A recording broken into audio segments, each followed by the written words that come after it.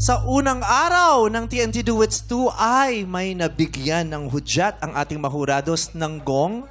Kinalulungkot namin yan para kina Francis at Sherilyn. Kausapin natin ang mga hurados para maipaliwanag ang pangyayari. Sir Louie? Yes. Okay.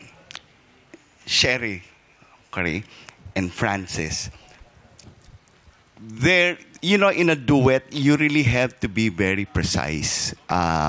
Kasi nagsusuportahan kayo eh. Lalo na kapag may first and second voice. Kunyari, nagha-harmony kayo.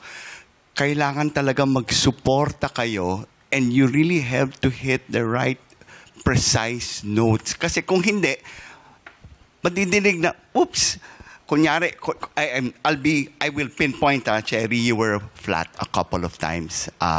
So, dinig na dinig yun eh. Madidinig talaga, nadinig namin yun. Ako, nadinig ko yun. And if you don't hit the right note, Francis will have, it's either he will panic, he will have to adjust, or he can get lost through the song. So, but I'm just talking about, I'm very, like I said, I'll be very strict. So, yung mga pagdating sa chorus, if one falters, it's so very obvious and you will mawawala ng support yung isang voice, yung voice ni Francis, yung part niya. So there, I really had to make bilang. And my dear friend here, Jonathan, also heard something. Nagbilang siya. Diba? Yes, Sir Jonathan. Kaya nga, kabisado ko kasi yung harmonies ng song na yun. Kasi sinulat namin yan ni Yeng Constantino. So sabi ko nga kay Sir Louie Ocampo kanina, sabi ko, Sir, kabisado ko yung harmonies nun eh. Lalo na dun sa part ng masasaktan, yung part na yon. Kapag hindi mo tinamaan yun, masasentonado ka talaga. Kasi sobrang distinct ng harmony line, hindi po pwedeng magkaroon ng iba. Pag binali mo na ng konti yung harmony, talagang magtutunog sentonado. And maraming hindi natamaan dun sa harmonies ang dinig na dinig namin kanina. And that harmony ng sinasabi ni Jonathan, yan yung pambenta. Yan yung benta ng kanta. Kailangan maramdaman na masarap yung pagkaka-render ng harmony na yun pag hindi na mess up na kagad yung performance. Yes, ako naman po, mga bilang aside, dumating kayo papunta sa chorus. Umabot naman kayo sa chorus, no? Pero para sa akin, parang picking a duet song like that na talagang iconic is very tricky. And kinanta kasi yan ng Jamie Lewis na nanalo last season. So talagang mataas yung expectations namin dyan sa song na yan. And hindi nyo na-meet yung expectations na yun. Kumbaga kung walang bilang, kahit walang bilang, medyo hindi nyo na kami nadala dun sa expectations namin for that song. Ayun, maraming salamat sa ating mga hurados na ipaliwanag naman nila ng maayos. Ng malinaw. Yes. So, bawat detalye.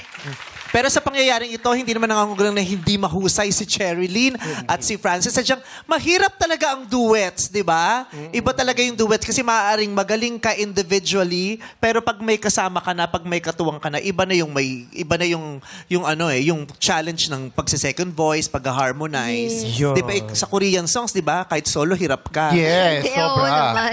Lalo na pag duet, lalong mahirap. Oo. Di ba? Kung may ibibigay kang, may babibigay ka bang sa kanila, mensahe? Kailangan Wag na lang. Wag na lang. Bigyan mo, pakainin mo na lang sila sa paldo. Yes, na lang. Para hindi na sila malungkot. Para hindi sila malungkot.